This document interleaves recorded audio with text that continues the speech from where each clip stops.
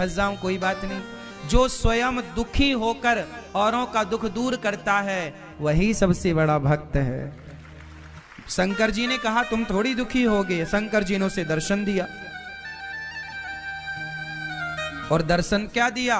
शंकर पार्वती उसे अपने साथ ले गए, चलो वहीं आनंद से रहना। तो ये है दर्शन। अब हम लोग क्या करते हैं,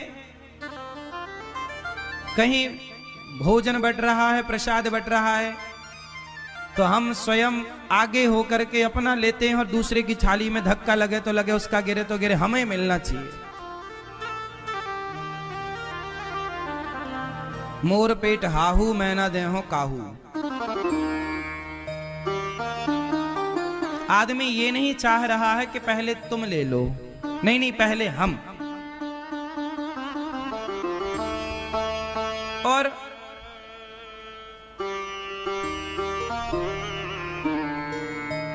दर्शन, दर्शन का मतलब लोग समझ ही नहीं रहे। धाम में आओ ना, प्रयाग जी में आओ, वृंदावन आओ, यमुना जी आओ, अयोध्या जी जाओ, जहां भी जाओ वहां क्या करना चाहिए? अच्छा ये बताओ, गंगा जी में जब आप डुबकी लगाए तो किस तरफ मुंह करके डुबकी लगाए? स्नान कैसे करना चाहिए? सुनो, स्नान करने की भी एक विधा है। तीर्थों में स्नान कैसे करना चाहिए? सुनो, सबसे पहले गंगा जी जाओ तो जाओ कैसे, पहले ये समझो। अपने कमरे में ही फ्रेश हो करके आधा स्नान अपने कमरे में कर लो। फ्रेश हो जाओ, थोड़ा आधा स्नान कर लो, क्योंकि गंगा अपने आप में एक मंदिर है।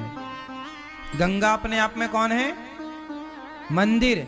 तो मंदिर में हम बिना नहाए जाते हैं कि नहा कर?